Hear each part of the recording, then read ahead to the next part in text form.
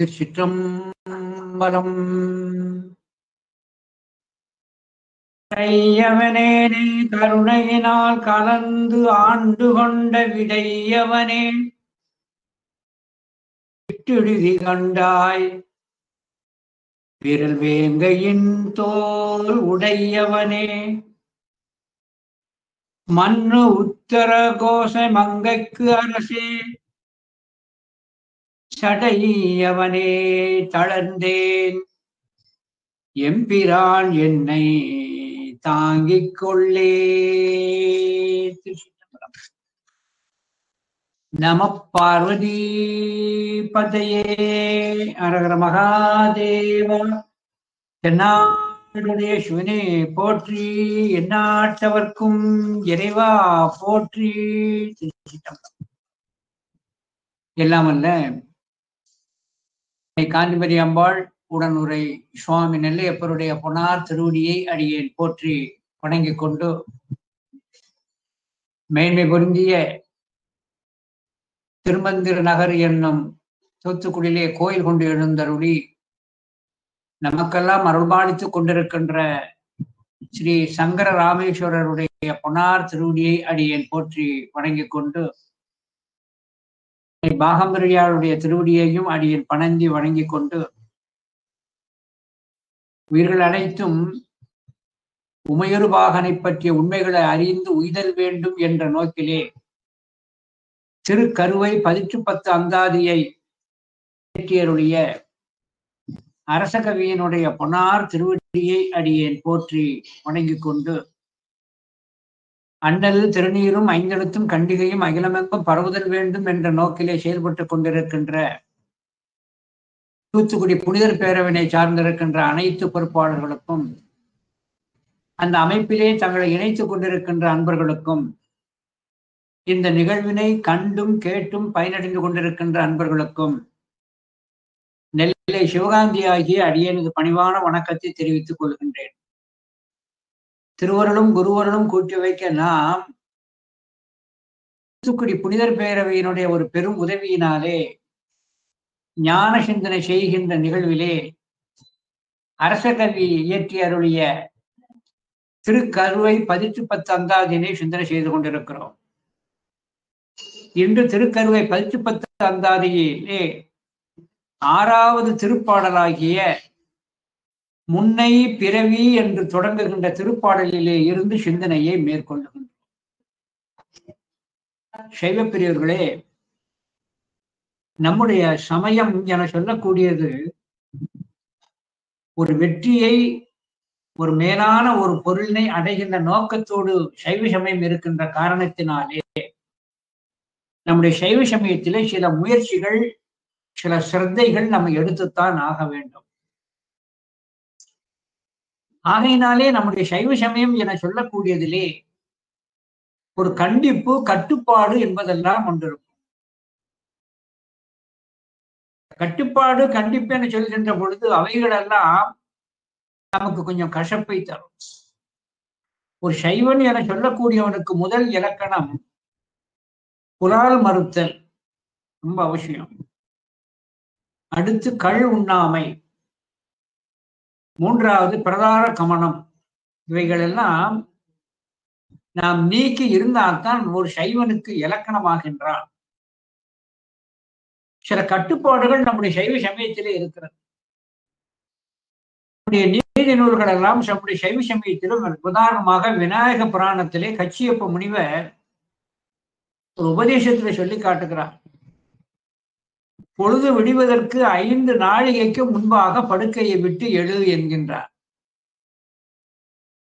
விடுவதற்கு 5 நாழிகைக்கு முன்பாக படுக்கையை விட்டு எழுந்து விடு. 5 நாழிகை என சொல்லக்கூடியது 2 மணி நேரமாகிய காலை 4 மணிக்கு எழ வேண்டும் என சொல்லி காட்டுகிறார். இது அடியனுக்கு பிடிக்கவில்லை. ஒரு சுகத்தை கெடுப்பதை போல நம்மை ஒரு வருத்துவது போல தெரிகிறது. நம்முடைய சைவ சமயத்திலே இப்படி சில கண்டிப்பும் கட்டுப்பாடுகளும் உண்டு. ஒரு தந்தை என சொல்லக்கூடியவன் கண்டிப்பும் கட்டுப்பாடோடும் இருந்தால் அந்த தந்தையை எல்லா பிள்ளைகளுக்கும் பிடிப்பது இல்லை. ஒரு பள்ளிக்கூடத்திலே ஆசிரியர் கண்டிப்பும் கட்டுப்பாடோடும் இருந்தால் பல மாணாக்கர்களுக்கு பிடிப்பது இல்லை. அதிகாரி கண்டிப்பும் கட்டுப்பாடும் இருந்தால் அது அவரை அலுவலகத்திலே இருக்கிற எல்லோருக்கும் பிடிப்பது இல்லை. இதே போலத்தான் நம்முடைய சைவ சமயத்திலே கண்டிப்பும் கட்டுப்பாடும் இருக்கின்ற காரணத்தினாலே இதை பலர் விரும்புவதில்லை. இதை ஏற்கனவே நம்முடைய நூல்களிலே அங்கே சொல்லி காட்டப்பட்டிருக்கிறது. மாதவ சிவஞான சுவாமிகளுடைய பிரதம சீடர் கச்சியப்ப முனிவர் ஆனந்த ருத்ரேஷர் களிநெடில் என்ற ஒரு நூல் செய்திருக்கிறார். ஆனந்த ருத்ரேஷர் களிநெடில் என்று. அந்த பெருமான் ஒரு பெரிய உண்மையை அந்த ஆனந்த ருத்ரேஷர் களிநெடிலே ஒரு பெரிய உண்மையை நமக்கு உணர்த்துகிறார். நம்முடைய சைவமானது வேதங்களிலே சில நெறிகளை நமக்கு வகுப்பது, வேதத்திலே சொல்லப்பட்டிருக்கிற நெறியையே வேதத்தையோ சிலருக்கு அது வேம்பன கசக்கும். ஆனால் இந்த கட்டுப்பாடுகள் வேண்டாம் என்று தளர்த்தி நாம் பேசினால் அவர்களுக்கு கரும்பு என இனிக்கும் அப்படின்பார். அருள் செய்திருக்கிற ஆனந்த ருத்ரேஷர் களிநடியில் உள்ள அந்த திருப்பாடலை சொல்றேன். மறையின் விதித்தன வேம்பு விடற்று வல்விடமும் ஒத்து இனியா. வேதத்திலே சொல்லப்பட்டிருக்கின்ற விதிமுறைகளை எல்லாம் கேட்கின்ற பொழுதே வேம்பு விடற்று வல்விடமும் ஒத்து வேம்பன கசக்கும். எப்படி எனக்கு ஆகாது என்று அதை பார்ப்பதற்கு கூட கூசி ஒதுங்குகிறானோ அதே போல நமக்கு விதித்தவர்களை எல்லாம் கண்டு அந்த வேதத்தையும் சைவத்தையும் வெறுப்பார்கள். ஒழுக்கிய மறையின் விதித்தன வேம்பு விடற்று வல்விடமும் ஒத்து இனியான். ஆனால் ஒளிதர விளக்கு முழுதும் கரும்பும் ஒரு சுவை அமிழ்தும் ஒத்து இனிப்பேன். ஆனால் இதையெல்லாம் நீ செய்ய வேண்டாம், இப்படி செஞ்சால் போதுன்னு ஒருத்தர் ஒரு விளக்கு மாதிரி சொல்லிட்டாருன்னா அது கரும்பென இனிக்கும். உதாரணமாக திருநீறு என்பது அணிவது எப்படி அணிதல் வேண்டும் என்று அனுஷ்டான விதியிலே சொல்லப்படும். சில மந்திரங்களை சொல்லி சில நியமங்களை கடைபிடித்து எடுக்கின்ற அளவு, சேர்க்கின்ற எது, குழைக்கின்ற முறை, நிற்க வேண்டிய திசை, அந்த 16 அங்கங்களை நினைவு வைத்ததில் பூச வேண்டியதெல்லாம் கேட்கின்ற பொழுது மறவரும். அதெல்லாம் வேண்டாம், இதை எடுத்துக்கொண்டு இப்படி இந்த ஒரு பாட்டை மட்டும் படித்துக்கொண்டு பூசினால் போதும், அது எனக்கு இனிக்கும். ஆகையினாலே ஒரு கண்டிப்பும் கட்டுப்பாடும் உள்ள சமயம் எவருக்குமே அங்கே பிடிப்பதில்லை. ஆனால் நம்முடைய ஆண்டோர்களானவர்கள் நாம் சில நெறிகளை வைத்து ஒழுகினால் தான் நமக்கும் நன்று, நம்மை சார்ந்தவர்களுக்கும் நன்று. உதாரணமாக ஒருவன் வாகனத்தை ஓட்டி செல்லுகிறான். தன்னுடைய விருப்பம் போல் ஓட்டக்கூடாது, ஓட்ட முடியாது. போக்குவரத்து ஒழுங்கு, போக்குவரத்து நடைமுறை என்று இருக்கிறது. இடதுகை பக்கமாகத்தான் போக வேண்டும் என்று ஒரு விதி இருக்கிறது. இல்லை, என் இஷ்டப்படி எப்படியும் போவேன்னா அவனுக்கு விபத்து ஏற்பட்டு அவனுக்கு ஏதும் ஆகலாம், அதை பற்றி கவலை இல்லை, அது அவனது குற்றம். மற்றவர்களுக்கும் அது ஒரு துன்பத்தையும் ஒரு இழப்பை ஏற்படுத்தும். எனவே அங்கே ஒரு ஒழுக்கம், ஒரு கட்டுப்பாடு, ஒரு முறைமை கடைபிடிக்க வேண்டியது. ஒரு வாகனம் என்றால் தன்னுடைய இடதுகை பக்கத்திலே செல்லும். அத்தோடு மட்டுமல்ல, அது சாலையின் மத்தியிலே கோடுகள் போட்டிருக்கும், வெள்ளையா கோடு போட்டிருக்காங்க. ஒரு சாலைக்கு மத்தியிலே கோடு போட்டிருக்கும். அதிலே இடைவெளி இல்லாத நீண்ட கோடு போட்டால் என்ன பொருள், விட்டு விட்டு கோடு போட்டிருந்தால் அது என்ன பொருள் என்று அறிந்து அவன் வாகனத்தை ஓட்டினால்தான் அவனுக்கும் நன்று, மற்றவர்களுக்கும் நன்று. அந்த சாலையிலே சில பலகைகள் எழுதி வைத்திருப்பார்கள். அதிலே சில படங்களும் இருக்கும், கீழே எழுத்தும் இருக்கும். ஒரு பள்ளி மாணவன் பள்ளிக்கு செல்வதை போல் இருக்கும், கீழே பள்ளிக்கூடம் அருகில் உள்ளதும். அப்போ வேகத்தை குறைக்கணும். இது மருத்துவமனை அப்படின்னா அங்கே ஒலிப்பானை ஒலிக்கக்கூடாது. எனவே அங்கே பின்பற்றுவதற்கு சாலையிலே அந்த டிராபிக் ரூல்ஸ் இதுபடி வைத்திருப்பார். இன்னும் ஒரு வட்டமாக போட்டு வேகத்தடை அருகில் உள்ளதுன்னு போட்டிருப்பார். கண்டு இவன் வேகத்தடை வருகிறது என்று தன்னுடைய வாகனத்தை மெதுவாக ஓட்டுதல் வேண்டும். அத்தோடு மட்டுமல்லாது சில இடங்களிலே இது குறுகிய வளைவு, குறுகிய பாலம் என்றெல்லாம் அதையெல்லாம் தனக்கு சொல்லப்பட்டிருக்கின்ற அந்த முறைகளை எல்லாம் அவன் பின்பற்றினால் அவனுக்கு நன்று. இல்லை என சொன்னால் அவனுக்கு ஒரு இழப்பை ஏற்படுத்திவிடும், மற்றவர்களுக்கும் ஒரு துன்பத்தை ஏற்படுத்திவிடும். இதே போல சைவர்களாகிய நாம் இப்படித்தான் ஒழுகுதல் வேண்டும், இப்படித்தான் நடத்தல் வேண்டும் என்று நம்முடைய ஞான நூல்களிலே சொல்லப்பட்டிருக்கிறது. நமக்கு 12 திருமுறைகளும் 14 சாஸ்திரங்களும் நமக்கு பிரமாணம். அந்த நூல்களிலே சொல்லப்பட்டவைகளை எல்லாம் நாம் பொருள் அறிந்து நாம் ஓதினால்தான் அந்த நெறியை பின்பற்ற முடியும். ஓதுகின்ற பொழுதே பொருள் அறியாமல் ஓதுவோம் என சொன்னால் அது நமக்கு பலன் தராது. ஒரு பதிகத்திலே ஞானசம்பந்த பெருமான் ஈற்று பாடலிலே மறைஞான ஞான முனிவர் என்கிறார். அப்ப மறைஞான ஞான முனிவர் படிச்சுட்டே போனா போறாரு.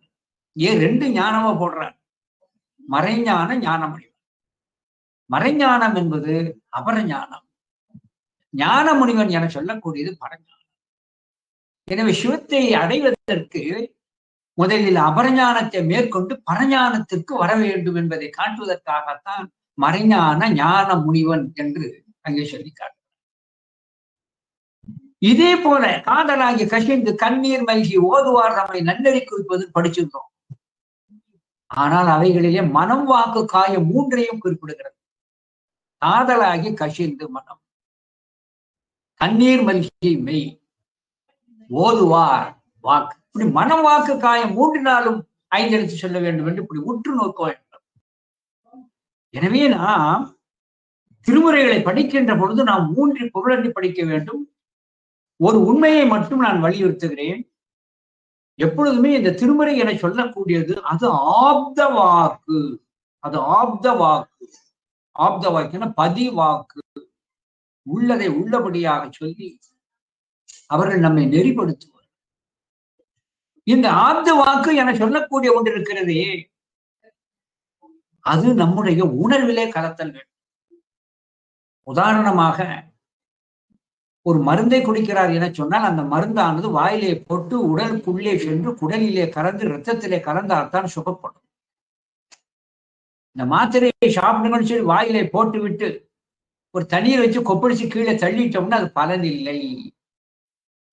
உடலுக்குள் சென்று அது இரத்தத்திலே கலந்தால்தான் அந்த மருந்து தொழிற்படும். இதே போல திருமுறைகள் என சொல்லக்கூடியது நம் சித்தத்தினுள்ளே சென்று உணர்விலே தைத்தல் வேண்டும். அதுதான் திருமுறையை பலன் தரும் என்று திருஞான சம்பந்த மூர்த்தி நாயனார் முதல் திருமுறையிலே ஆவிரிப்பூம் பட்டணத்து பல்லவனீஸ்வரம் பதிகத்திலே சொல்லி காட்டினார். அணிகொள் காளி ஞான சம்பந்தன் சொல் சித்தம் சேர செப்பும். மனசுக்குள்ள போய் தைக்கணும். அணிகொள் காளி ஞான சம்பந்தன் சொல் சித்தம் சேர செப்பும் மாந்தர் தீவினை நோயிலராய் ஒத்தமைந்த உம்பர்வானில் உயர்வினோடு ஓங்குவரே. எனவே ஞான சம்பந்தன் சொல்ல சித்தம் சேர செப்புதல் வேண்டும். அதனாலே தான் நாம் திருமுறைகளையும் எதையுமே நாம் பொருளறிந்து கருத்தறிந்து நாம் ஓதுதல் வேண்டும். அவைகளெல்லாம் பதிவாக்கு என்பதை மறந்துவிடக்கூடாது. இன்னொரு சந்தேகம் எழும். ஏன் வசன நடையிலே சொன்னான் செய்யுள் நடையிலே ஏன் சொல்லப்படுகிறது என சொன்னார். வசன நடையிலே சொல்லுகின்ற பொழுது சரியான பொருளை நாம் படிப்பவர்கள் ஏற்க இயலாது. சுருங்க சொல்ல இயலாது. நீண்ட செய்தி சுருக்கி சொல்ல இயலாது. செய்யுள் வடிவிலே இருக்கும். இன்னும் சிலவைகள் சூத்திர வடிவிலே இருக்கும். ஏன் ஞான நூல்கள் எல்லாம் செய்யுள் வடிவிலும் சூத்திர வடிவிலும் இருக்கிறது என சொன்னார். அவைகளை எல்லாம் நாமாக படிக்கின்ற பொழுது பொருள் எடுக்க இடர்படும். ஆனால் தக்கோர் மூலம் படித்தல் வேண்டும் என்பதற்காகத்தான் செய்யுளாலும் சூத்திரத்தாலும் சொல்லப்பட்டிருக்கிறது. இது ஏற்கனவே இது ஒரு சர்ச்சை வந்தது. திருக்குறளுக்கு உரை எழுதினார் பரிமேல் அழகர். ஆனால் அந்த பரிமேல் திருக்குறளாவது புரிந்து விடும் போல் இருக்கிறது. பரிமேல் அழகர் உரை கஷ்டமாக. ஏன் பரிமேல் அழகர் இப்படி ஒரு நடையை செய்தார் என்றால், இந்த நூல் தக்கோர் மூலமாக கேட்க வேண்டியது என்ற காரணத்தினாலே தான் பரிமேல் அழகர் அப்படி ஒரு உரையை செய்தார். வசன நடையிலும் நமக்கு ஒரு குருவினது உபகாரம், பொருளறிந்த ஒருவருடைய உபகாரம். எனவே நாம கற்காது தக்கோர் மூலமாக கற்க வேண்டும். அதான் கற்றல் கேட்டல் உடையார் பெரியார். கற்றல் என்பது நலம் பயக்கின்ற ஞான நூல்களை தக்கோர் மூலமாக கற்றல் என்று பொருள் எடுத்தார். ஆகையினாலே இவைகளெல்லாம் ஞான செறிவு மிகுந்தது, பொருள் அமைதி அமைந்தது. எனவே தக்கோர் மூலம் அணிதல் வேண்டும். ஏனெனில் அவர்கள் வாக்கெல்லாம் ஆப்த வாக்கியம். அது மனிதர்கள் வாயிலே திறந்து வரக்கூடிய வாக்கு போல் அன்று. சிப்பியும் வெள்ளியும் ஒன்று போல் இருக்கும். ஆனால் சிப்பிடமிருந்து வெள்ளி வேறுபட்டது. குயிலும் காக்கையும் வடிவத்திலே ஒன்று போல் இருக்கும். ஆனால் காக்கையிலிருந்து குயில் சற்று மேன்மை உடையது. இதே போல எல்லா பாடல்களும் நமக்கு ஒன்று போல்தான் தெரியும். ஆனால் திருமுறைகளில் வரக்கூடிய சாஸ்திரங்கள் வரக்கூடிய சொல்கள் எல்லாம் அது அவைகளிலிருந்த மற்ற பாடல்களிலிருந்து வேறுபட்டது. அவைகளெல்லாம் ஆப்த வாக்கியம். ஆப்த வாக்கியம் என பதிவாக்கு என்று சொல்வதற்கு இலக்கணம். உங்களுக்கு உதாரணம் சொல்றேன். மிகுண்ட தேவ நாயனார் 2 வயதுதான் சூத்திரத்தை பண்ணாரு. 12 சூரியர்கள் சேர்ந்து எப்படி உலகிலே இருக்கின்ற இருளினை ஓட்டி ஒளியினை ஏற்றுகிறதோ அதே போல ஆன்மாவை பந்தித்திருக்கின்ற அந்த அஞ்ஞான இருளினை 12 சூத்திரத்தால் விரட்ட வந்தார். மிகுண்ட தேவனாருக்கு 2 வயசு. ஆதி குமரகுருவர் சுவாமிகளுக்கு 5 வயது. திருஞான சம்பந்த மூர்த்தி நாயனாருக்கு 3 வயசு. நம்பியாண்டார் நம்பி சுவாமிகளுக்கு 7 வயது என்று நம்பப்படுகிறது. ரத்த சிவாச்சாரியார்களும் 7 முதல் 9 வயது வரைதான் என்று நம்பப்படுகிறது. இந்த வயதில் எப்படி அவர்களுக்கு இந்த ஞான நூலை வெளிப்படுத்துகின்ற ஆற்றல் கிடைத்தது என சொன்னால், இது அவர்களாக சொல்லவில்லை. வாக்கு அவருடைய பதிவு வாக்காக வைத்து அங்கே சொல்லி காட்டப்பட்டது. பெருமான் சமண மதத்திலே இருந்து மீண்டார். திருவதிகை வீரட்டானத்திற்கு வந்தார். திருவதிகை வீரட்டானத்திற்கு வந்த அந்த பெருமான் என்ன செய்தார்? அழகாக அங்கே திருவதிகை வீரட்டானத்தை திலகவதி அம்மையாரிடமே திருநீர் பெற்ற பின்பு அங்கே கோயில் வலம் வருகின்ற பொழுது கூற்றாயினவாறு என்று பாடினார். எப்படி பாடினார்? அதுவரை சமணத்திலே இருந்தவர். எப்படி பாடினார் என்றால், இறைவன் பாடுகின்ற உணர்வை உள்ளிருந்து கொடுத்தான் என்று சேக்கிழார் குறிப்பா சொல்லிட்டார். சேக்கிழார் பெருமான் குறிப்பா சொல்லி காட்டுறான். சேக்கிழாரோட இந்த வாக்கை சொல்லி காட்டுறான் பெரிய புராணத்துல. திரைக்கெடில வீரட்டானத்து இருந்த தென்கனக வரைச்சிலையார் பெருங்கோயில் தொழுது வலம் கொண்டு இறைஞ்சி தரை தரத்தின் மிசை வீழ்ந்து எப்படியெல்லாம் வணங்குறாருங்கிற முறையை சொல்லி காட்டுறார். அப்படி முறையாக வணங்கினார். நேர போக வேண்டியது கருவறையில இருக்கிற பெருமானை பார்த்து சல்யூட் அடிக்கணும். நான் சொன்னது என்ன ஆச்சு உனக்கு கண்டு இல்லையா நான் கேட்கிறேன். ஆனால் எப்படி வழிபாடு செய்ய வேண்டும் என்பதை நாவுக்கரசு மூலமாக லேசாக கோடிட்டு காட்டுகிறார் எம்முடைய சேக்கிழார் பெருமான். திரைக்கெடில வீரட்டானத்து இருந்த செங்கனக வரைசிலையார் பெருங்கோயில் தொழுது வலம் கொண்டு இறைஞ்சி தரை தலத்தின் விசை வீழ்ந்து தம்பிரான் திருவருளால் உரை தமிழ் மாலைகள் சாத்தும் உணர்வு பெற. சுவாமி உள்ள இருந்து உணர்வு பெற உணர்ந்து உரைப்பார். சுவாமி உள்ளிருந்து அந்த உணர்வை கொடுக்க அது அப்படியே உந்துகிறது. உந்துதல் காரணத்தினாலே தான் திருவாக்காக வெளிப்பட்டது.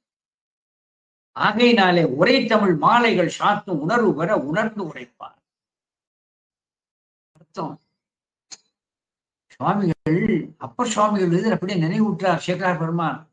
பாட்டுவித்தால் ஆரொருவர் பாடாதாரே, தம் மீது மனம் வாக்கு காயம் மூன்றினாலும் ஒன்றி எவர் ஒருவர் தம்மை நோக்கி பாடுகிறார்களோ அவர்களுக்கு பாடுகின்ற உணர்வை கொடுத்தார்.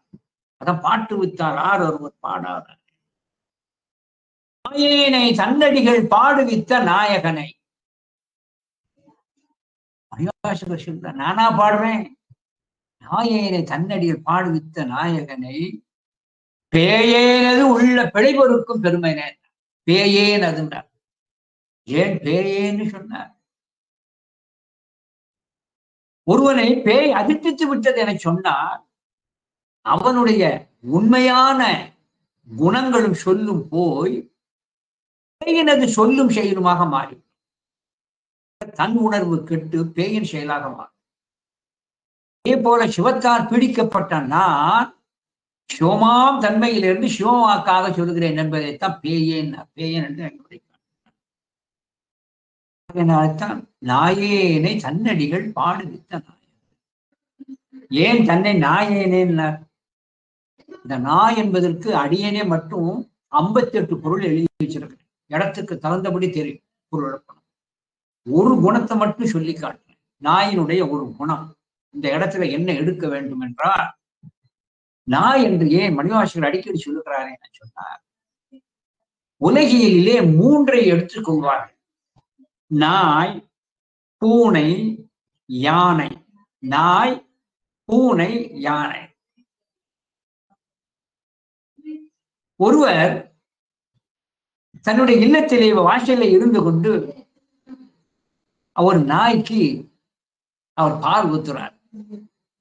அந்த பாலை அது குடிச்சிட்டு அந்த பால் குடிச்சிட்டு இவர் மறுநாள் காலையில பால் வாங்கி வச்சிருக்கிறார்.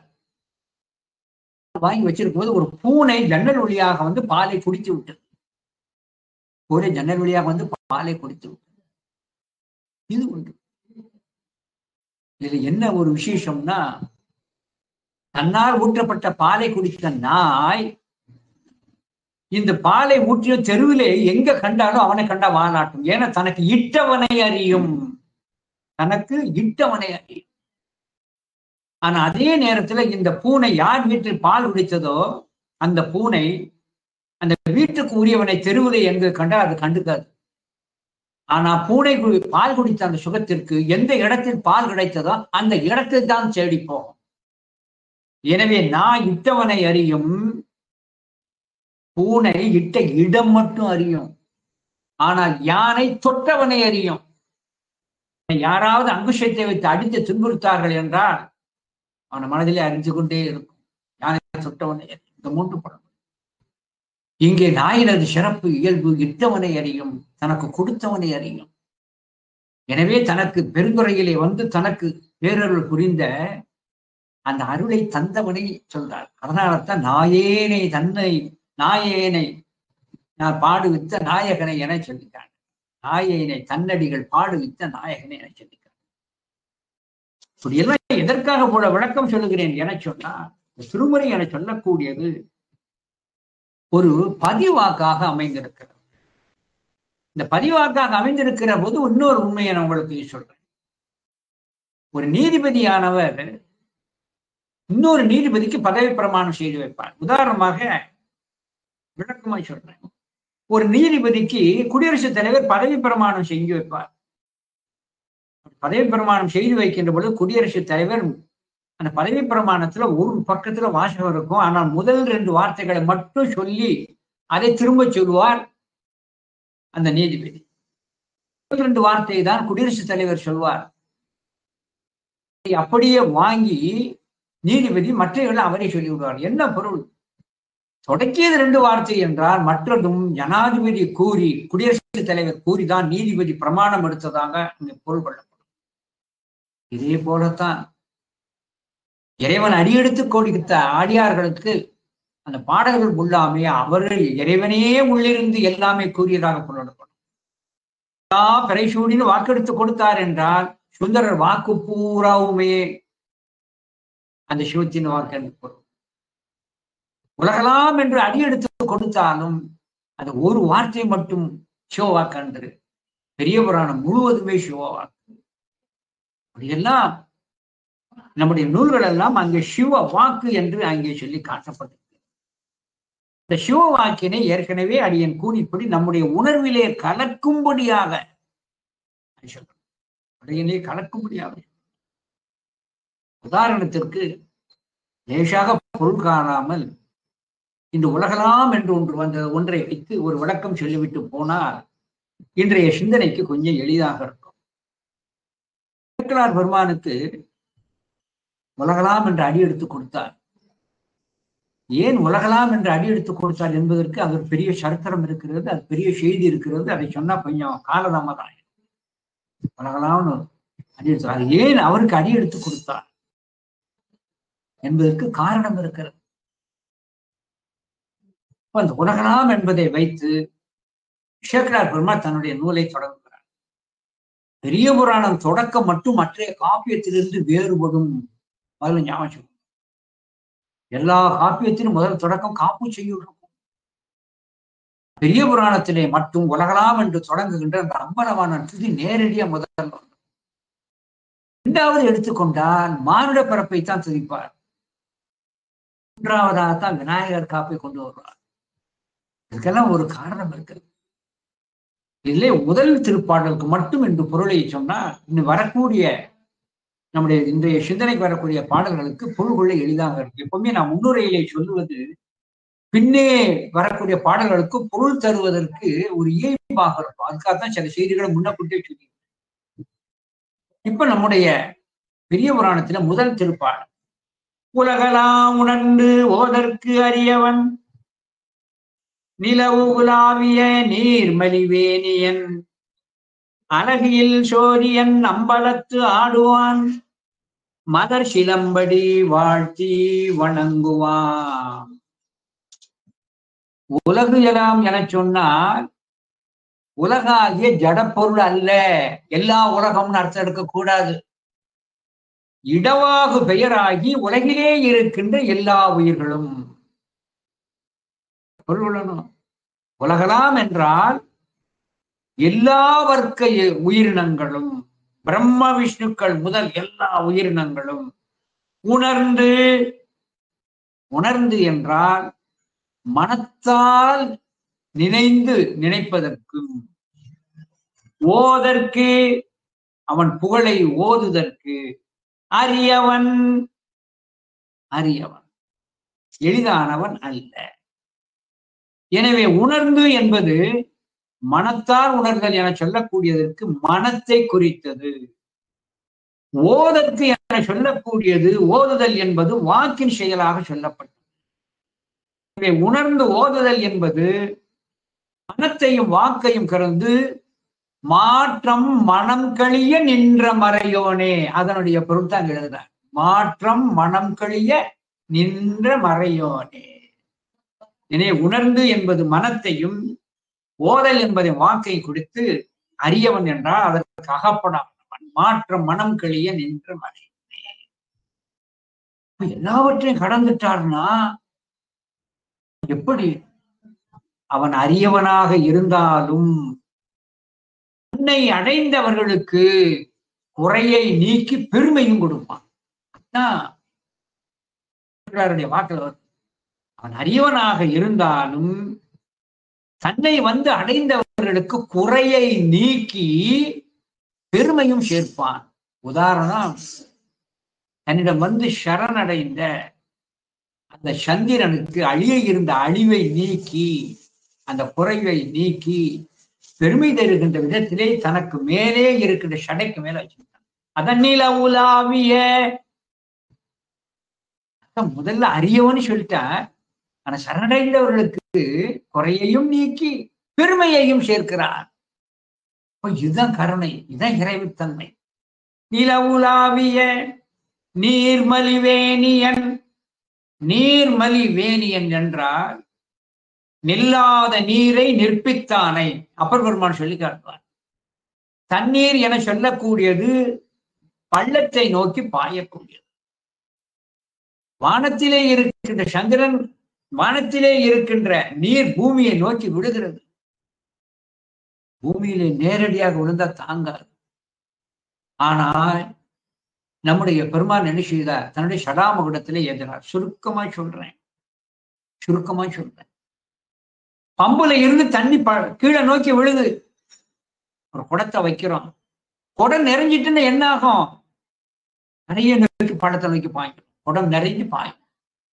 ஆனால் வானமாகி அந்த பம்புல இருந்து கங்கையாகிய நீர் வருகிறது. குடமாகிய சடாமகுடத்துல ஏந்திரார்.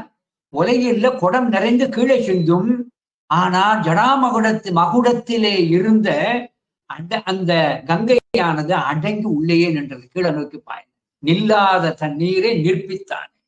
பட நோக்கி பாயணும் இல்லையா? பேராற்றலை குறிக்கிறது. எவ்வளவு நுட்பமா சேக்கலார் சொன்னார் பாருங்க. நிலவுலாவிய நீர்மெலி வேணியன் என்று அழகாக சொல்லித்தார். முதல்ல உலகெல்லாம் உணர்ந்து ஓதற்கரியவன் என்று சொல்லக்கூடியது அது பசுஞானத்திற்கும் பாசஞானத்திற்கும் அகப்படாதவன் என்ற பொருளும் இன்னும் நிறைய பொருள் இருக்கிறது. நான் லேசான அழகியில் சோதியன் அம்பலத்தாடுவான். இதுதான் இன்றைக்கு சிந்தனைக்கு எனக்கு தேவைப்படுகின்ற. அழகியில் சோதியன் அம்பலத்து ஆடுவான். இந்த அழகியில் சோதியன் என சொன்னா அளவில்லாத ஒளி உருவினை உடையவன்.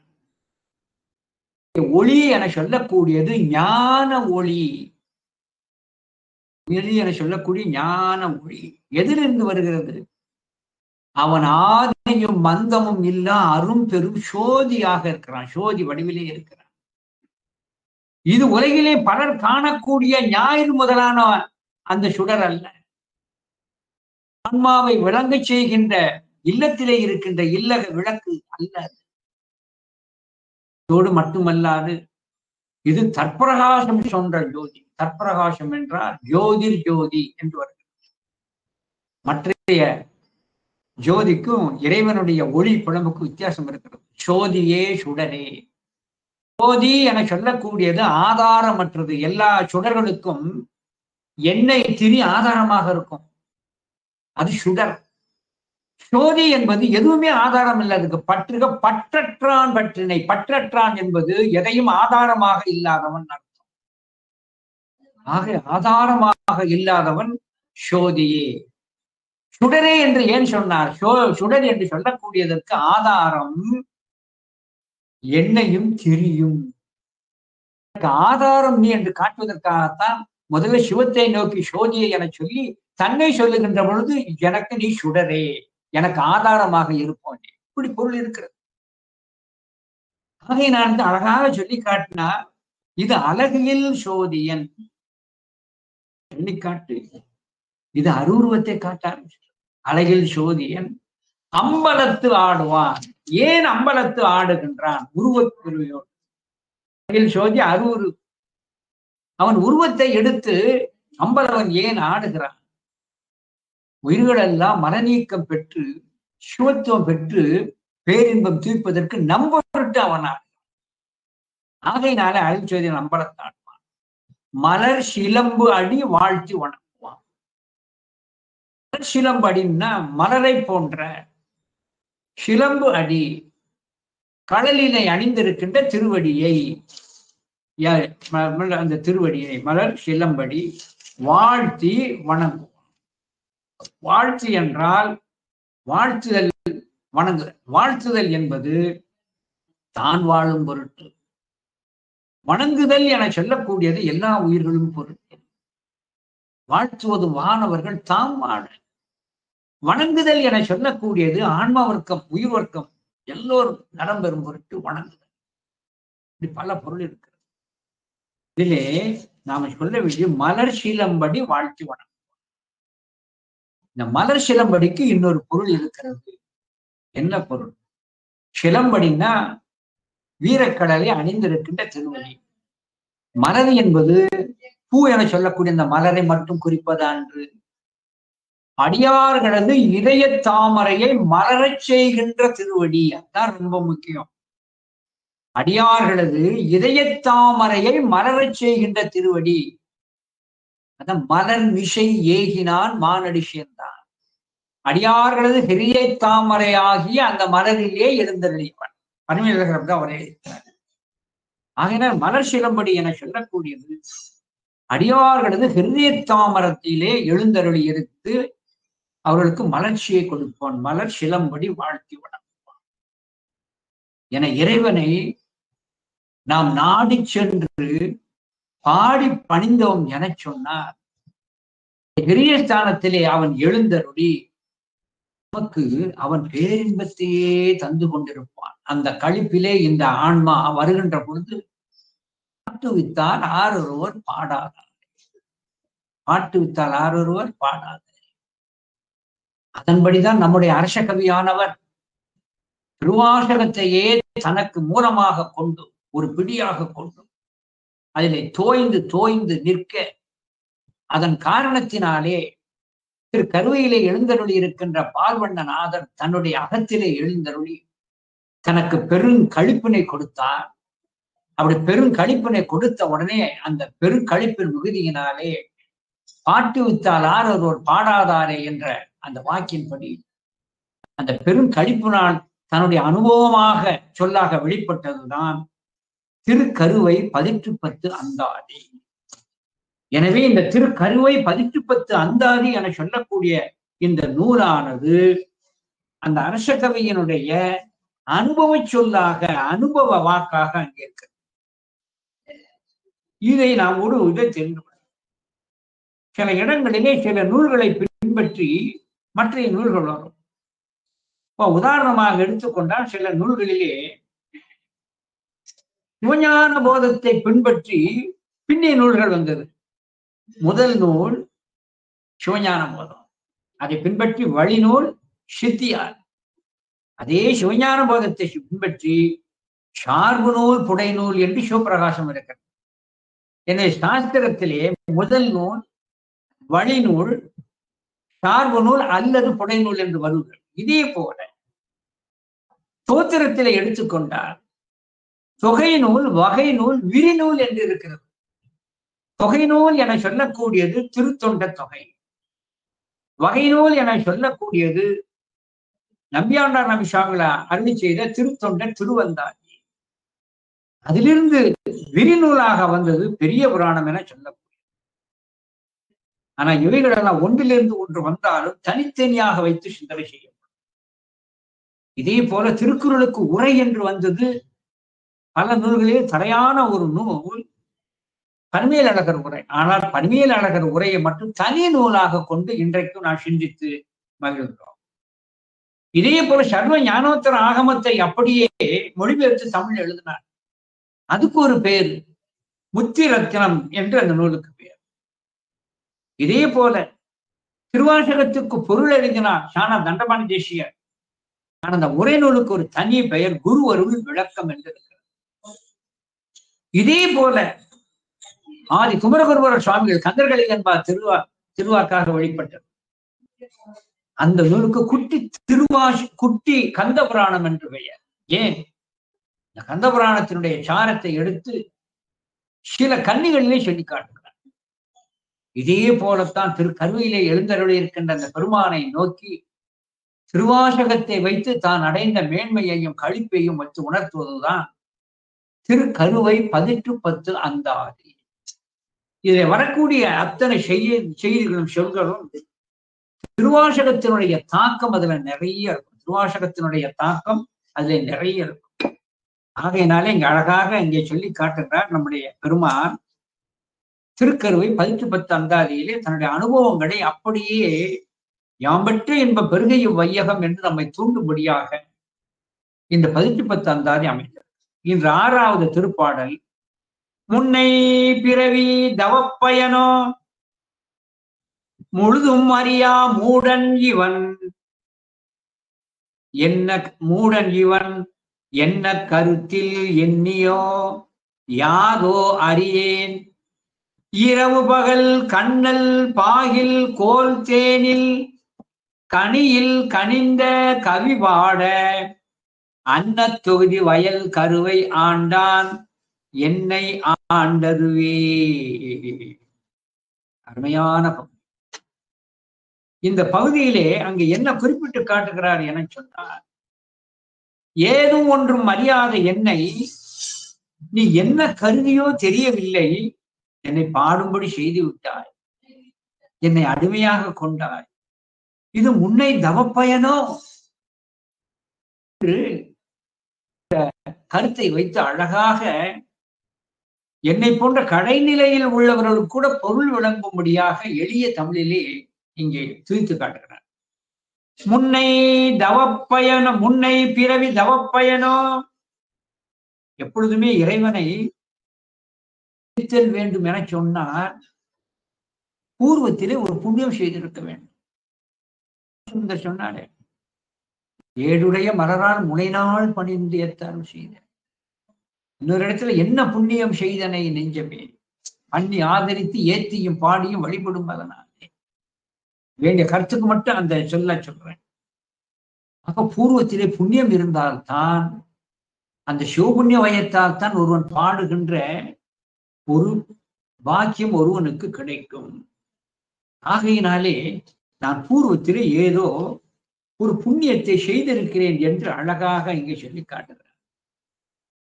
எங்கே சொல்லப்படுகிறது? சில இடத்துல நான் சொல்லுகின்ற பொழுது சொன்ன செய்தி திரும்ப சொல்வது போல் தெரியும். ஆனால் ஈவுக்காக சில இடத்துல திரும்ப சொல்லித்தான் ஆகணும். இந்த இடத்துல நான் என்ன பிறவியிலே தவ பயனோ என சொல்லுகின்ற பொழுது, பூர்வத்தில் என்ன தவம் செய்தனோ என சொல்லுகின்ற இது எதை காட்டுகிறது என சொன்னார். மணிவாசக பெருந்தகை தன்னுடைய திருவாக்கிலே குலாபத்தில் சொல்லி காட்டுகிறார். பாழ்சை விழாவி பயனிலியாய் கடப்பேற்கு கீழ்சை தவத்தால் கிளியீடு நேர்பட்டு. கீழ்சை தவத்தால் கிளியீடு நேர்பட்டுன்னு அர்த்தம் என்ன என்றால், முற்பிறவி முன்னை பிறவிகளிலே நான் செய்த தவத்தினால் நேர்பட்டு. யாருக்கு? ஒரு தரித்திரன் ஒருவனுக்கு புதையல் கிடைத்தது என சொன்னால், அந்த தரித்திரன் உழைத்த, இப்போது இருக்கிற உழைத்த உழைப்பிற்கு அவன் கிடைத்ததில்லை, ஏதோ பூர்வத்தில் புண்ணியம் செய்திருக்கிறான். அழகா சொல்லி காட்டுகிறார். பாழ்சை விழாவி பயனிலியாய் கிடப்பேற்கு கீழ்சை தவத்தால் கிளியீடு நேர்பட்டு. தாழ் செய்ய தாமரை சைவனுக்கு என் புன்தலையால் ஆட்சை குலாத்திலே ஆண்டானை கொண்டே. எனவே பூர்வத்திலே செய்த அந்த புண்ணியத்தின் பலனால் இறைவன் என்னை பாடும்படி செய்து என்னை ஆட்கொண்டான் என்று மணிவாசகர் சொல்வதை அப்படியே சொல்லிட்டார். முன்னை பிறவி தவப்பயனோ முழுதும் அறியா மூடன் இவன். முழுதும் அறியா மூடன் இவன். இது இறைவனுடைய பெருங்கருணையினை காட்டுகிறது. இறைவனுடைய பெருங்கருணை. இறைவனுடைய பெருங்கருணை என்னன்னா, ஒன்னும் தெரியாது. என்னுடைய ஆசிரியர், நான் பள்ளியில படிக்கின்ற பொழுது ஒருவனுக்கு கணக்கு வரவே வராது, சுட்டு போட்டாலும் வராது. அந்த ஆசிரியர் கடைசியில் என்ன செய்தால், இவனை எப்படி பாஸ் ஆக்கணுங்கிறதுக்காக பரீட்சைக்கு ஒரு 5 நாளைக்கு முன்னாலே என் வீட்டுக்கு வாடான்னு, வீட்டுக்கு வாடான்னு சொல்லி அவருக்கு எல்லாம் இந்த 15 கணக்கை மட்டும் நீ செஞ்சு பழகு, பரீட்சையில் போய் எழுதுனார். ஏன்னா இனிமே அவனுக்கு வாய்ப்பாடை சொல்லிக் கொடுத்து, கூட்டல் கழித்தலை சொல்லிக் கொடுத்து செய்ததை விட இந்த 15 கணக்குக்கும் அப்படியே விடையையும் அவர் அப்படியே செய்முறையை எழுதி கொடுத்து இதை அப்படியே சொன்னார். ஏன்னா ஒன்றுக்கும் பற்றால் அவனை அப்படித்தான் நம்ம பண்ண முடியும். ஏன்னா அவன் எப்படியும் அவனை தேர்ச்சி பெற செய்ய வேண்டும் என்ற கருணையினால் செய்யப்பட்ட செயல். இதே மாதிரி திருவிளையாடல் புராணத்துல ஒன்று வருது. கொடிய பாதகன், மா பாதகன், அவன் என்னென்ன பாதகம் செய்தான் என்பதை சொல்லவே கூசுகிறதுன்னு நம்முடைய அம்பாள் சொல்லிடுவான். அப்போ அந்த கொடிய பாதகன் தாயையும் அவன் விரும்பினான். அப்பேற்பட்ட பாதகன் கொடிய நோய்க்கு ஆளாகி கதியற்று நாதியற்று பசியாலும் உடல் உபாதையாலும் துன்புற்று நோயற்று சஞ்சல் குற்று அப்படியே வரப்ப பூர்வத்தில் செய்த நல்வினை பயனாக மதுரை தளத்துக்குள்ள வாரான். மதுரை தளத்துக்குள்ள நுழைஞ்ச உடனே சொக்கநாதர் சொல்றார், மீனாட்சி அம்பாள், அம்பிகே நீ தானும் வா, ஒருவன் நம்மை தேடி வருகிறான், நம்ம தளத்துக்கு வந்துட்டான், நம்ம தேடி வருவான். என்ன செய்யணும்னார், கோயிலுக்குள்ள நாம 2 பேரும் அவன் வருகின்ற இந்த இடத்துல அவன் கண்ணிலே படும்படியாக நாம 2 பேரும் இந்த இடத்துல உட்கார்ந்து சொக்கட்ட ஆட்டம் ஆடுவோம், தாயக்கட்ட ஆட்டம் ஆடுவோம் சொல்லி அம்பாளுக்கு ஆடுறான். அந்த கொடிய பாதகன் வருவதை எதிர்பார்த்து கொண்டு சுவாமி அம்பாளும் அந்த சொக்கட்ட ஆட்டம் ஆடுறான். அவனை பார்த்துக்கிட்டே நம்மளை பார்க்க வர்றான், நம்ம நோக்கி வர்றான். அப்ப அம்பாள் கேட்கான், ஒன்றுக்கும் உதவாத, ஒன்றுக்கும் ஒரு சரியில்லாத ஒருவனுக்கு, ஒரு பாதகனுக்கு அருள் செய்ய நாம் அப்படி வரணும். ஒண்ணுமில்லப்பா, ஒன்றுமே இல்லாத கதியற்ற ஒருவனுக்கு அருள் செய்வதுதான் அருளின் தன்மை. எப்படி இருக்கின்ற ஒருவனுக்கு தானம் கொடுத்தாத்தான் அது கொடை, அந்த கொடையினுடைய பெருமை அதுதான். இதே போல கதியற்றவனுக்கு அருள் செய்வதுதான் அருள். ஆகையினாலே இவனுக்கு நம்மை இட்டால் இது கதி இல்லை என்பதற்காக எளிய மார்க்கத்தை சொல்லி காட்டினார். எளிய மார்க்கம், ஒண்ணும் இல்லை.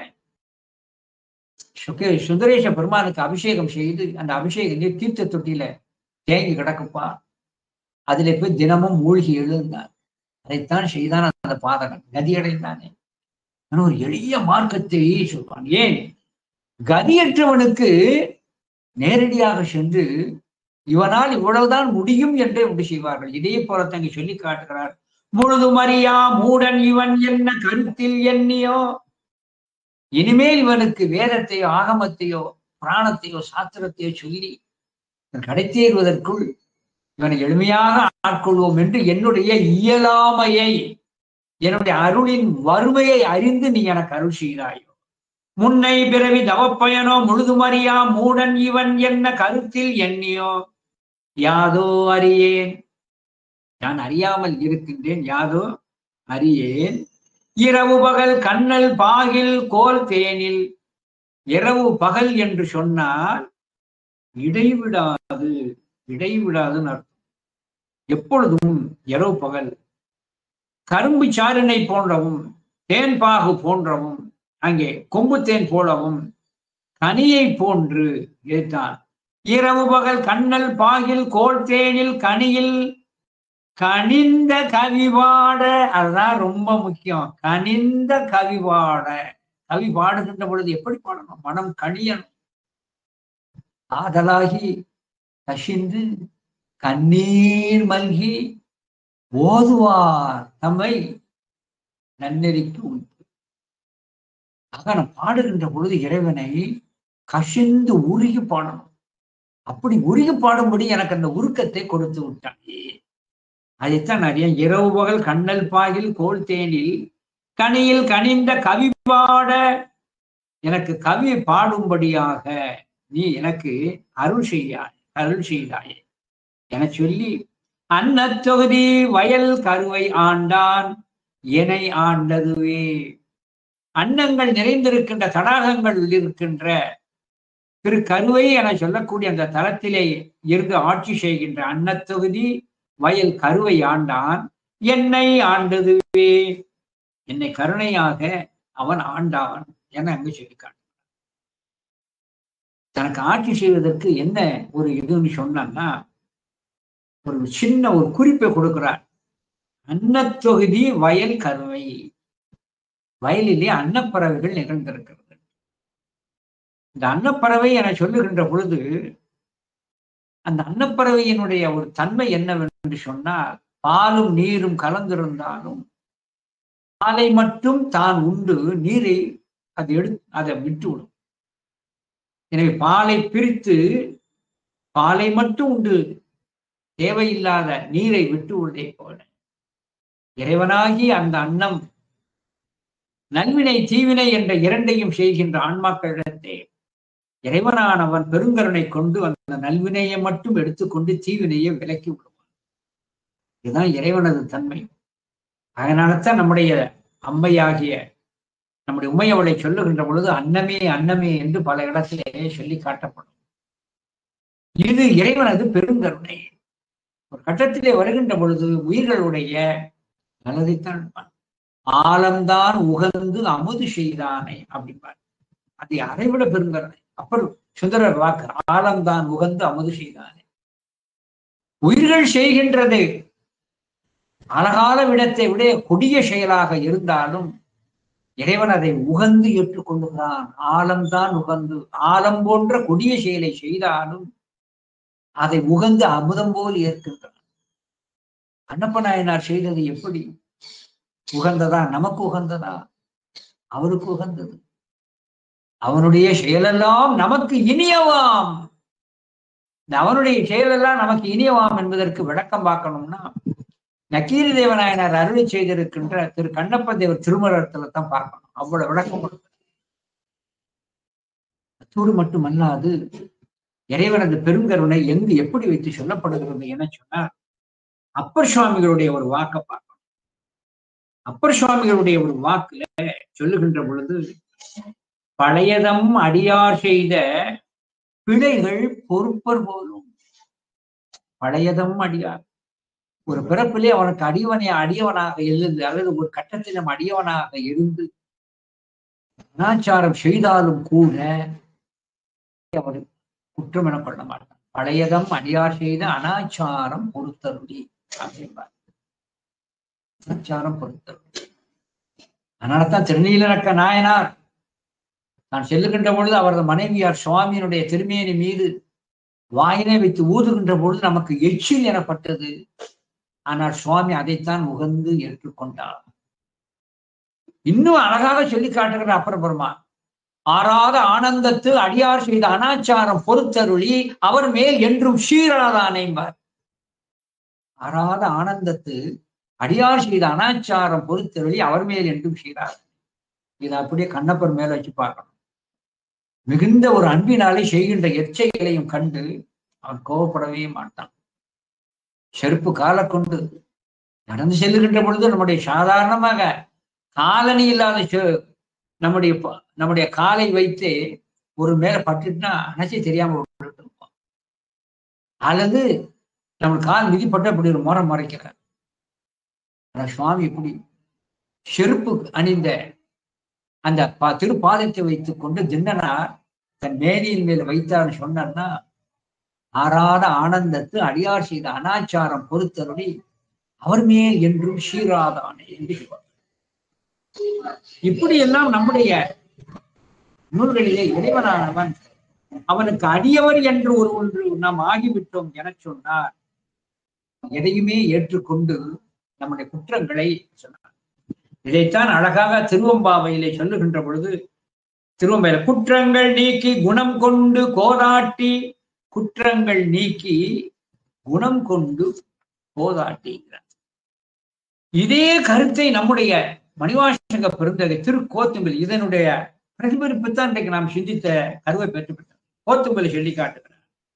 நாயேனை தன்னடிகள் பாடுவித்த நாயகனை, பேயேனது உள்ள பிழை பொறுக்கும் பெருமையனை, பேயேனது உள்ள பிழை பொறுக்கும் பெருமையனை. எனவே இறைவனானவனுக்கு அடியவன் என்று ஆகிவிட்டால் இடத்தே ஒரு குற்றம் கண்டாலும் கூட குற்றங்கள் நீக்கி குணம் கொண்டு கோதாட்டுவான் என்று ஒரு அழகாக இங்கே சொல்லி காட்டுகிறார். அடுத்து அருமையான 7வது திருப்பாடல், இந்த 6வது திருப்பாடலை படிச்சுட்டு 7வது திருப்பாடல். முன்னை பிறவி தவப்பயனோ முழுதுமறியா மூடன் இவன் என என்ன கருத்தில் எண்ணியோ யாதோ அறியேன், இரவு பகல் கண்ணல் பாகில் கோல் தேனில் கனியில் கனிந்த கவிபாட அன்னத்தொகுதி வயல் கருவை ஆண்டான். கயல்வரியிலே ஆட்சி செய்கின்ற அவன் என்னை ஆண்டதுவே, என்னையும் ஒரு பொருளாக கொண்டு ஆண்டதனுடைய ஒரு பிறவியினுடைய தவப்பயன் என்னவென்றே எனக்கு தெரியவில்லை என சொல்லி காட்டுகிறார். அப்படி ஆண்ட அந்த பெருமான் எப்படிப்பட்டவன்? ஆண்ட குறவன் ஆவானை, அல்லல் பிறவி அறுப்பானை, வேண்டும் பதவி தருவானை, வெளி வீட்டு இன்பம் அளிப்பானை, தூண்டல் செய்யா மணிவிளக்கை, தொழில் மூன்றும் இயற்றும் தொல்லோனை, ஆண்டற்கு அரிய பேர் ஒளியை கடாவின் நிழல் கீழ் கண்டேனே. ஆண்ட குறவன் ஆவானை, என்னை ஆட்கொண்டவன் யார்? என்னை அடிமையாக கொண்டு அவன் எனக்கு ஞானாசிரியனாக வந்து எனக்கு துணை. ஞானாசிரியனாக வந்தான் என்றால் அதுக்கு என்ன பொருள்? ஒரு ஆன்மாவானது கதியடைய வேண்டும் என சொன்னால் அவனுக்கு நல்ல குரு கிடைத்தல் வேண்டும். இந்த பிறவியிலே எவருக்கு ஒரு சத்குரு என்று எந்த பிறவியிலே கொடுக்கிறானோ அந்த பிறவியிலே அந்த சத்குருவிடம் தன்னுடைய உடல் பொருள் ஆவியை யார் ஒப்படைக்கின்றார்களோ அவர்களுக்கு அந்த பிறவி கடைசி பிறவி. திருக்குழந்தை அரதத்த சிவாச்சாரியார் குழந்தை தான். ஸ்லோக பஞ்சகம் பாடிச்சு. குழந்தை எப்படி பாடிச்சு? அங்கே அக்னீஸ்வரர் சன்னதியில் இருந்து கொண்டு அந்த திருக்கோயிலுக்குள் சென்று தட்சிணாமூர்த்தி அந்த தென்முக கடல் முன்பாக நின்று அப்படியே காதலாகி கசிந்து கண்ணீர் மல்கி நிற்கிறார். சிவம் குருவாக வெளிப்பட்டார். வெளிப்பட்ட உடனே என்ன செய்தார்? தன்னுடைய உடல் பொருள் ஆவியை தத்தம் செய்து கொடுத்தார். அதனால்தான் அரனுக்கு தத்தம் செய்து கொடுத்தவர் அற தத்த சிவாச்சாரியார். தத்தம் செய்து கொடுக்கணும். நல்ல சத்குரு கிடைக்கிற பிறவியில அந்த குருவுக்கு உடல் பொருள் ஆவி தத்தம் செய்து கொடுக்கணும். அன்றே அந்த ஆவியும் உடலும் உடமையெல்லாம் கொன்றே அணையாய் என்னை ஆட்கொண்ட போதே கொண்டில்லையோ. குருவாக வந்த பொழுது என்னோட உடல் பொருள் ஆவியை நான் கொடுக்க நீ ஏற்றுக்கொண்டாய் அல்லவா? அதைத்தான் நீங்க சொல்லி காட்டுக்கிற ஆண்ட குறவன் ஆவானே. என்னை அடிமையாக கொண்டு எனக்கு ஞான உபதேசம் செய்து அந்த பரஞானத்தை கொடுத்த குறவனாக நீ வருகிறாய். ஆண்ட குறவனா. அதன் பலன் அல்லல் பிறவி அறுப்பானை. சிவபுராணத்துல வரக்கூடிய சொல்லாட்சி எல்லோருக்குமே தெரியும். அல்லல் பிறவி அறுப்பானை. இந்த பிறவி என்பது அல்லல். ஆகையினாலே குருவாக வந்து என்னுடைய பிறப்பை அறுத்தான். சுவாமிகள் ஒரு வார்த்தை சொல்வார். ஒரு வழக்கு நடக்குப்பா, அந்த வழக்கை நீதான் வந்து நிற்கணும். எப்படி? என்ன வழக்கு?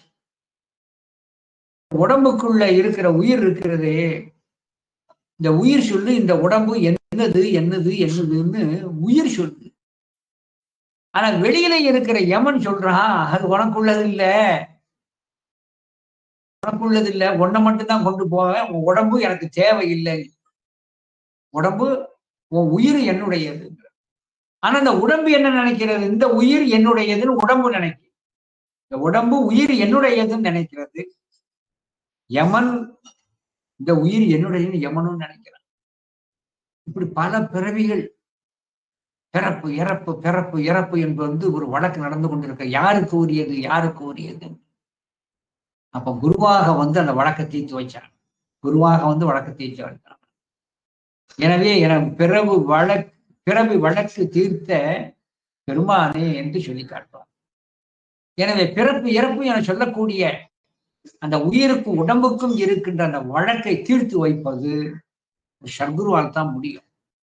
அதனால்தான் அழகாக சொல்லி காட்டுகிற ஆண்ட குறவன் ஆவானை அல்லல் பிறவி அறுப்பானை வேண்டும் பதவி தருவானை.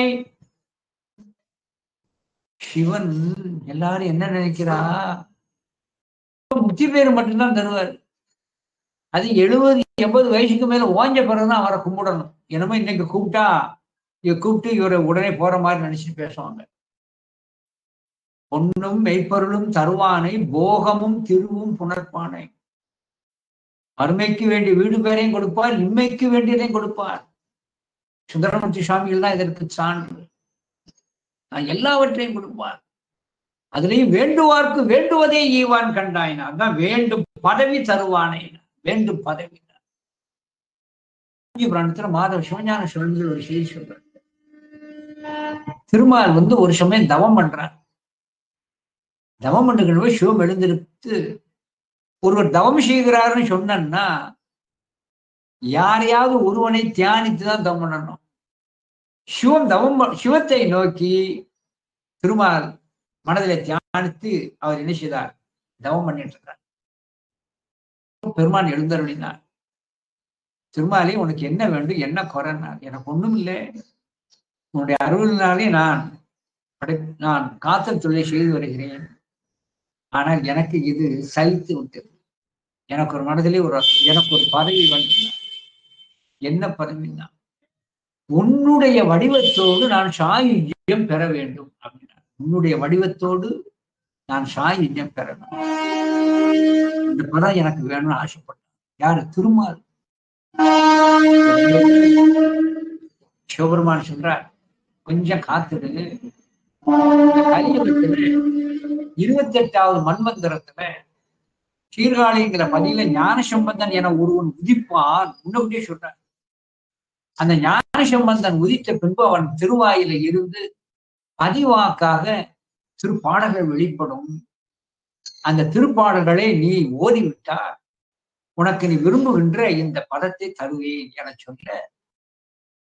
சொல்ல அதன்படி திருமாலானவர் காத்திருந்து 28வது மன்வந்தரத்திலே சீர்காழியை திருவதாரம் செய்த ஞானசம்பந்த பெருமான் திருவாக்கிலிருந்து வெளிப்பட்ட அந்த சம்பந்தர் தேவாரத்தை எல்லாம் பாடி சிவனது வடிவத்தை பெற்று அங்கே சார்புட்டார். சில இடத்துல சில வடிவங்களும் சாரூபம் போல நமக்கு தெரியும், ஆனா அது சாயுஜ்யம் தான். சிவனது வடிவம் இருக்கும், ஆனா சாயுஜ்யம் தான். நம்முடைய அதிகார நந்தி எப்படி இருக்கார்? சிவனது வடிவம் இருக்கும், அவருக்கு பேர் அபரசிவன்னே பேரு. ஆகினாலே சிவனது வடிவத்தை பெற்று சாயுஜ்யத்தை சிவத்தை விட்டு நீங்காத ஒரு தன்மையை திருமால் பெற்றார் என்று காஞ்சி புராணத்திலே அங்கே வரும். எனவே யாருக்கு எந்த பதம் வேண்டுமோ அதை அப்படியே கொடுத்தே தீர்வார். அதைத்தான் வேண்டும் பதவி தருவானே, வெளிவீட்டு இன்பம் அளிப்பானை.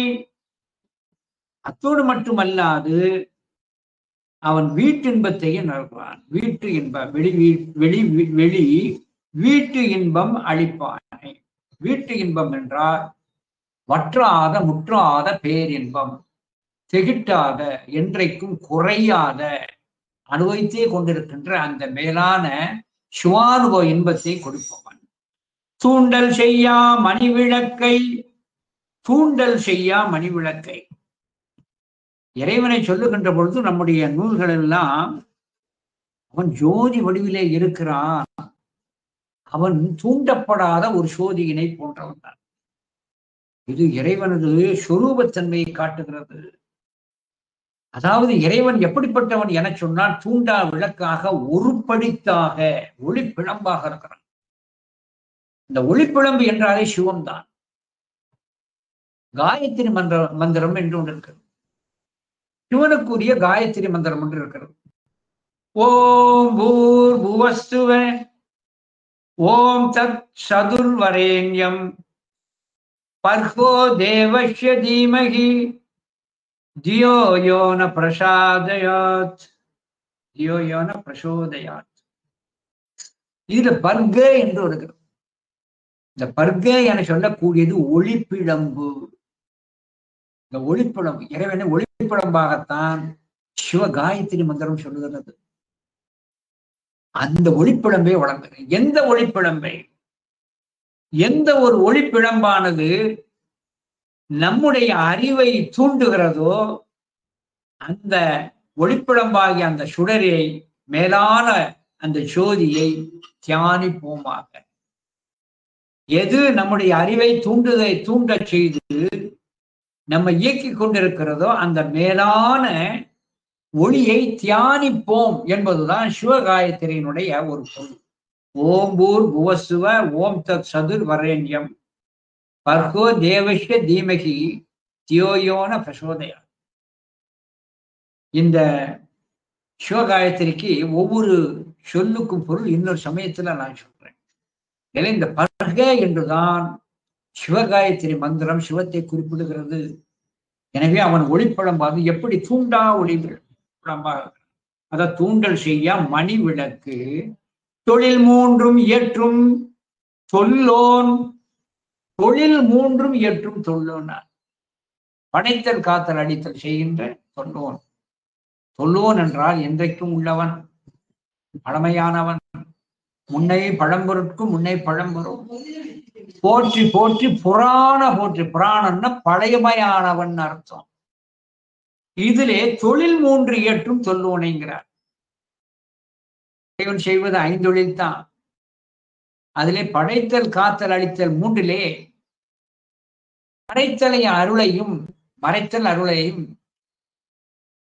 காத்தலிலும் அழிப்பதிலும் வைத்து அங்கு இணைத்து விடுவார். எனவே ஐந்தொழிலை முத்தொழில் வைத்து அடக்கி காட்டுவார்கள். அதனால ஐந்தொழில் என்று சொல்லுகிறதே முத்தொழில் என்று சொல்லுகிறேன்னு எடுக்கக்கூடாது. ஐந்தொழிலே முத்தொழிலை அடக்கி காட்டுவார். எதை போல இறைவன் என் குணத்தான். அந்த 8 குணத்திலே ஒரு 2 குணத்தை 6 குணத்துக்குள்ளே அடக்கி 6 குணமாக சொல்லப்படும். சுத்த ஷாட் புண்ணிய பரிபூரணர் என்று யாழ்ப்பாணத்தில் ஆர்வனாளர் சொல்றார். சுத்த ஷாட் புண்ணிய 6 நிறைந்த குணங்களை உடைய. எனவே 8 குணத்தை எப்படி ஐந்தொழிலை முத்தொழிலாக குறிப்பிடுகிறோமோ அதே போல எண்குணத்தை 6 குணத்திலே அடக்குவார்கள். இன்னும் 5 மனம் 5 ஆணவம், கண்மம், மாயை, திரோதம், மாயேயம். ஆனால் இந்த 5ஆக இருந்தாலும் இந்த 5ஐயும் 3 மனத்தில் அடக்கிவிடுவார். மும்மலம் என்றுதான் சொல்லுவோம். இதே போல ஐந்தொழில் என்பதை முத்தொழிலாக அடக்குதல் நம்முடைய சைவத்தினுடைய ஒரு கருத்து, ஒரு மரபாக இருக்கிறது. ஏன்னா சில குழந்தைகள் நினைக்கும் இறைவன் 5 தொழில் செய்கிறான்னு சொல்றாங்க, எங்க முத்தொழில் தானே செய்கிறார்கள், மற்ற 2 தொழில் என்ன ஆச்சுன்னு எல்லாம் கொஞ்சம் கேட்க தோணும். அதுக்காக இதை அடக்கி காட்டுதல். எனவே தூண்டல் செய்யா மணிவிளக்கை தொழில் 3 இயற்றும் தொல்லோனை காண்டற்கு அரிய பேரொளியை, காண்டற்கு அரிய பேரொளியை. காண்டற்கரிய என்பது சாமானியர்களுக்கு காண இயலாதது. சாமானியர்களுக்கு காண இயலாது. காண்டற்கு அரிய பேரொளியை. ஆனா பேரொளியாக இருக்கலாம். உதாரணமாக நான் சொல்றேன்.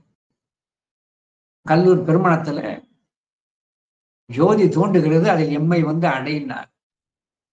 இந்த ஜோதியை காணுகின்ற தன்மையும் உள்ளே அடைகின்ற புண்ணியம் வேணும் இல்லையா? அது யாருக்கும் கிடையாது. அதுக்காகத்தான் ஞானசம்பந்த பெருமான் அவர்களுக்கு ஞான தீட்சை செய்து திருப்பதிகத்தை பாடி அந்த தீட்சை முதலாக பரிபக்குவத்தை கொடுத்து ஜோதியை காணும்படியாக செய்து கலக்கும்படி பண்ணார். ஆகையினாலே அந்த ஜோதியை சாமானியர்களால் காண இயலாது. அதனால்தான் அங்க அழகாக சொல்லி காட்டார், கற்பனை கடந்த சோதினார். கற்பனை கடந்த சோதி. கற்பனை என்ன? இமேஜினேஷன்கிற கற்பனை அர்த்தம் இல்லை. கற்க வேண்டிய நூல்களுக்கெல்லாம் அப்பாற்பட்டவன் அந்த கற்பனை. கற்கக்கூடிய நூல்களுக்கெல்லாம், நூல்களில் சொல்லப்படுகின்றதற்கெல்லாம் கற்பனை கடந்த சோதி. சாதாரணமாக அபரஞானத்தோடு அவனை காண இயலாது. சாமானியர்களுக்கு புலப்படாத ஜோதி வடிவிலே இருக்கிறான். அதைத்தான் சொல்லணும், காண்டற்கு அரிய பேரொளியை கலாவின் நிழல் கீழ் கண்டேனே. திருக்கலாவினுடைய நிழலின் கீழ் இருக்க நான் கண்டேனே என்று அழகாக இங்கே சொல்லி காட்டுகிறார். எனவே இந்த பெருமானை காண்டற்கரிய பேரொளி, காண்டற்கரிய பேரொளி. ஆனால் என்னுடைய கண்களினால் அவனை நான் கண்ணால கண்டேன். கண்களினால் கண்டேன். கலாவின் நிழல் கீழ் கண்டேனே, நான் கண்டேன் என்று தன்னுடைய அனுபவத்தை அப்படியே சொல்லி காட்டுகிறார். இதுல ஒரு பெரிய உண்மை என்னவென்று சொன்னார், நம்முடைய இந்த அரசகவியானவர் நம்முடைய பெருமானை கண்டு தரிசித்து ஒரு பெரும்பேறு பெற்று அந்த பெருமானுடைய அருளினுடைய தாக்கத்தினாலே தான் இந்த ஞான நூல்களை எல்லாம் நமக்கு தந்தருளிருக்கிறார். இப்போ அவர் கண்டேன்கிறார். எப்படி? கலாவின் நிழல் கீழ் கண்டேனே. அந்த கலா நிழல் கீழ் கண்டது நீ பார்த்தது உண்மையான்னு கேட்கிறார். எப்படி கண்டேன்னா, நான் கண்ட அவரது வடிவத்தை நான் சொல்லி காட்டுகிறேன். அதனால் எனக்கு ஏற்பட்ட ஒரு மாற்றத்தை, ஒரு அனுபவத்தையும் சொல்லுகிறேன் என சொல்லி முதலில் தன்னுடைய அனுபவத்தை, சாதாரணமாக ஒரு பொருளை காணுகின்ற பொழுது நம்முடைய உடம்பில எந்த மெய்ப்பாடும் தோன்றாது. ஆனால் அந்த பேரொளி படமாக இருக்கிற பெருமானை கலாநிழல் கீழ் கண்ட உடனே என்னுடைய உடம்பிலே என்னிடத்தை என்னென்ன மாற்றங்கள் ஏற்பட்டது தெரியுமா என சொல்லி தனக்கு ஏற்பட்ட மாற்றங்கள் சொல்லி காட்டுகிறார். அது அடுத்த 8வது பாடலிலே வருகிறது. அது வரக்கூடிய அடுத்த அமர்விலே நாம் சிந்திப்போம். 8வது பாடல்ல தனக்கு ஏற்பட்ட ஒரு மெய்ப்பாடையும் கூறி அந்த மெய்ப்பாடு ஏற்படும்படியாக தனக்கு காட்சி கொடுத்த அந்த பெருமான் எப்படி இருந்தார் என்று அடையாளங்களை சொல்வார். இந்த அடையாளங்களை உடைய இப்படி வடிவத்திலே இருக்கிற தன்மையிலே இருக்கின்ற பெருமானை கண்ணார கண்டேன் என்று அது 9வது பாடலை சொல்லி காட்டுவார். இப்படியாக நம்முடைய அரசகவியானவர், இறைவனானவன் தன்னை ஆட்கொள்வதற்காக அந்த பெருமான் வந்து குருவாக வந்து தனக்கு ஞானோபதேசம் சென்று தன்னை ஆட்கொண்டதை அந்த பேருடைய படம்பினை கலாநிலத்தில் அவர் கண்டவர் என சொல்லிக்கொண்டு இந்த திருப்பாடலை ஒரு முறை வாசித்து இன்றைய சிந்தனையை அடியே நிறைவு செய்கிறேன். ஆண்ட குறவன் ஆவானை அல்லல் பிறவி அறுப்பானை வேண்டும் பதவி தருவானை வெளி வீட்டு இன்பம் அழிப்பானை தூண்டல் செய்யா மணி விளக்கை தொழில் மூன்றும் இயற்றும் தொல்லோனை. மணி விளக்கு, விளக்கு என்று சொன்னால்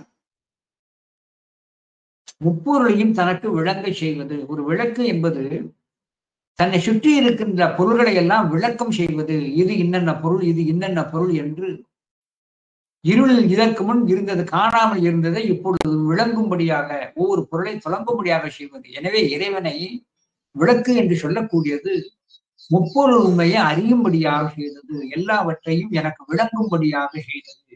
அது புறவனால் தான் முடியும். அதைத்தான் மேல அந்த புறவனை சொல்லி இங்கே தூண்டல் செய்யா மணி விளக்கை தொழில் மூன்று இயற்றும் தொல்லோனை காண்டற்கு அரிய பேரொளியை கடாவின் இழற்கண்டேனே. காண்டற்கரிய பேரொளி அவன் அரிய தன்மை, கடாநிலையில் எனக்கு காட்சி கொடுத்தது அவன் எனக்கு வந்து எளிதாம் தன்மை என்று அரியவருக்கு அரியவனாகி அவன் அடியவர்களுக்கு எளிமையிலும் எளிமையானவன் என்பதைத்தான் இந்த திருப்பாடலுடைய ஒரு கருத்து மையமாக இருக்கிறது என கூறி இந்த அளவிலே இன்றைய சிந்தனையை அடியே நிறைவு செய்கிறேன். வசையறு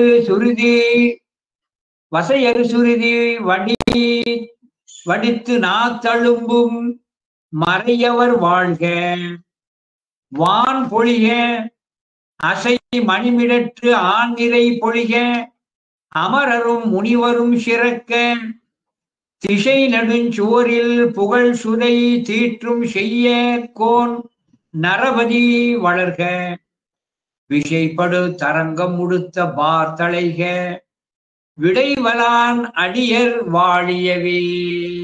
திருச்சிற்றம்பலம்.